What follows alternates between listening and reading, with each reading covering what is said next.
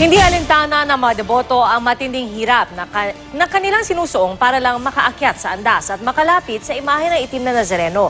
Pero mas mabilis daw ang pag-usad ng andas ngayon kumpara noong 2018 ayon sa NCRPO. At live mula sa Quiapo Church, may report si Rafi Tima. Rafi?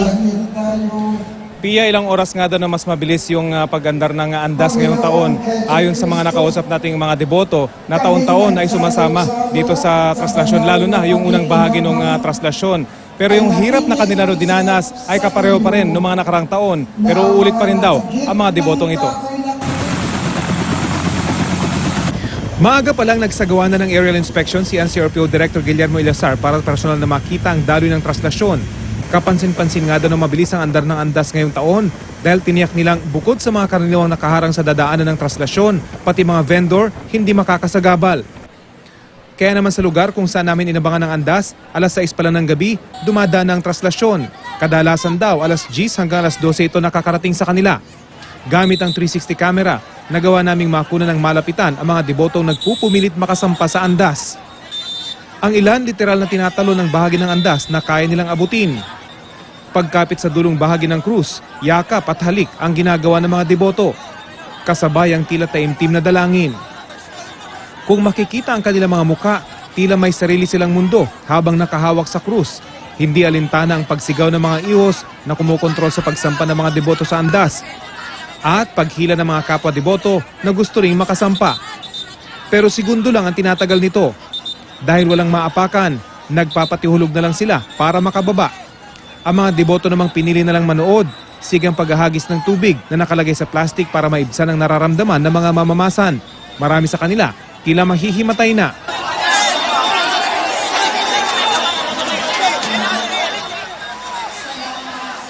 Pia, bagamat bumilis nga sa ilang bahagi itong pag-andar ng traslasyon, ay hindi pa rin ito makakatiyak kung maaga makakarating dito sa Quiapo Church itong andas dahil may mga lugar kung saan tumitigil itong andas ng mula 5 hanggang 10 minuto. Ito yung mga masasikip na lugar na dinadaanan ng traslasyon. Kung kaya't hanggat hindi nakakalapit itong andas dito sa Quiapo Church, ay hindi rin makakatiyak kung kailan ito darating dito. Pia? Pero Rafi, may naibigay ba na dahilan yung mga otoridad kung bakit tila mas mabilis yung pag-usad ng andas ngayong traslasyon 2019? Ayon dito kay Director Ilazar ay talagang minake sure nila na clear yung dadaanan ng andas ng mga vendor. Ito raw talaga kasi yung nagpapasikip sa unang bahagi nitong traslasyon. Kapag may mga vendor at pagdadaan na itong andas, tsaka lang sila alis. Pero ngayon daw, at tiniyak nila malayo pa lamang itong andas, ay wala na yung mga vendor dun sa lugar na yon. So ito raw talaga yung kanilang utos na dapat walang vendor dun sa mga dadaanan ng traslasyon at hindi necessarily dito sa paligid lamang ng Quiapo Church.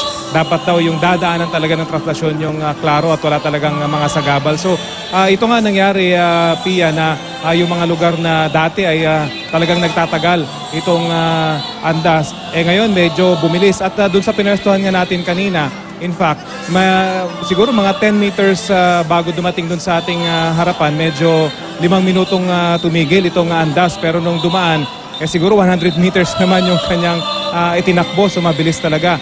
Dahil sinasabi nga din ng mga debotong nakausap ay well-coordinated yung mga ihos ngayong taon, Pia. So Rafi, hindi naging dahilan para bumagal yung traslasyon 2019, yung naging sungaw kanina? Kasi di ba parang sabi mo rin doon sa report mo, ito yung unang pagkakataon na nagkaroon nung meeting, nung images ng Poong Nazareno at nung Birhen. So mabilis lamang ito kanina, Rafi? Mabilis lang naman yun, Pia, dahil ito yung pagbaba doon sa Jones Bridge. Dahil malawak naman yung lugar na yon at yung mga ihos ay talagang nakontrol naman nila yung crowd na nandoon kanina, ay mabilis lamang yung pagdaan nito. So bagamat may dinagdag ika nga dito sa taon ng traslasyon, mabilis pa rin itong nakarating dito sa may Globo de Oro. At nagkaroon lamang ng delay na nung dumating na nga sila dito sa masisikip na lugar sa bandang Quiapo dahil nga makipot na syempre yung daan. Maraming nagpupumilit pa rin makalapit dito sa andas at dito na nadidelay yung pag-andar nitong andas. Pero kahit na masisikip itong area na to, nakokontrol pa rin naman ng mga ihos itong paglakad ng andas. Bagamat kanina hindi lang natin naisama dito sa ating video na ipinapakita ngayon, may nagsanga kasing kalsada rito kanina at yung dalawang blue bead na humihila dito sa andas ay naghiwalay din. Pero dahil nga maganda yung koordinasyon ng mga ihos, ay agad naman itong naibalik at agad na tumuloy naman yung pag-andar nitong andas sa Pia. O Rafi, nabanggit mo no, yung pag-control ng ihos doon sa pag-andar ng andas. Kasi nga doon sa video na pinakita mo kanina gamit yung 360 camera, kita-kita natin, di ba? Yung emosyon ng mga deboto kapag nakasampa na sila. Yung iba, yan, halimbawa yung lalaki yan, di ba? Kanina talagang nakayakap na siya doon sa krus at ayaw niyang bumitaw. Pero yung mga ihos, ano ba yung pamantay nila para masabi na, sige, palit na, kailangang umusad. Parang, ano yung mga sinusundan nilang guidelines, kumbaga, para maging maayos yung pag-usad ng prosesyon? Nung naobserbahan natin, Pia, itong sumasampa, kapag nakalapit na sila dito sa andas at nakahawak na sila doon sa krus, binibigyan nila ng ilang segundo itong mga deboto para makahawak at makahalik. Siguro bibilang sila ng mga 3 hanggang 5 segundo at tatatapikin na nila itong katawan o balikat nitong deboto para makababa na.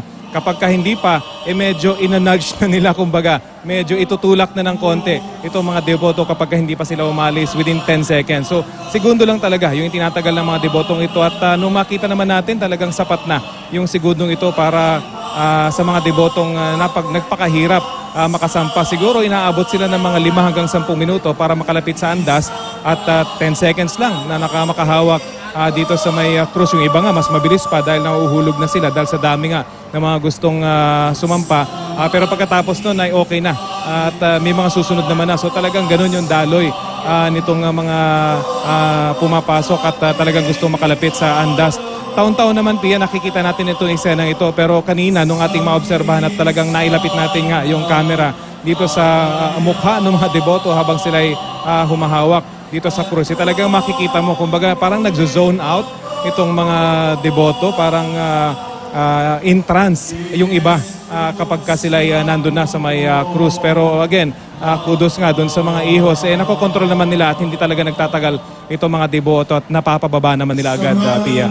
O nga, Rafi, gaya nga nung nabanggit no, ni Cardinal Tagle doon sa misa, kapag ikaw kasi panatiko, parang hindi yung tipong babalik-balikat kung hindi mo nakuha yung nagustuhan mong hiling. Pero kapag ikaw ay tunay na deboto, yung pananampalataya mo, napakatatag, makuha mo man o hindi yung hinihiling mo doon sa Poong Nazareno.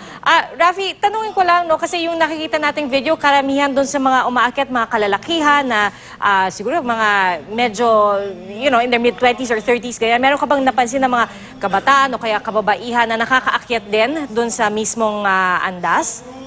O doon sa mismong at nakakahawak doon sa poon? Oo, meron din, Pia. May nakakita tayong mga babae at mga kabataan. Siguro yung mga bata nakita natin, mga ang range yan, mga 11 hanggang 15 years old. Ito na yung mga bata na kakayang makakyat, lalo na medyo malalaking bulas. Kita naman natin na kapag ka medyo bata, tinutulungan nung mga nandun sa may baba ng andas para makalapit doon sa Poong Itim na Nazareno. Kahit yung mga kababaihan, pag nakikita na ng mga nasa baba ng mga kalalakihan na babae, yung tinatry na umapak sa kanila, pinagbibigyan naman nila ito at pinapauna.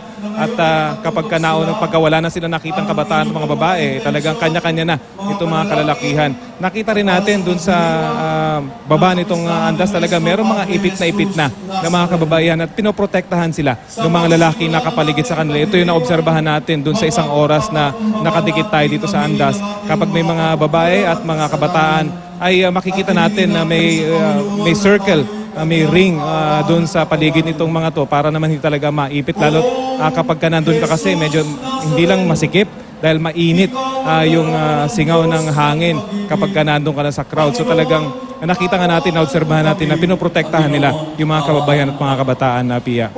Alright, Rafi, abangan natin yung pagdating ng imahe ng Poong Itim na Nazareno dyan sa Quiapo Church. Maraming salamat sa iyo, Rafi Tima.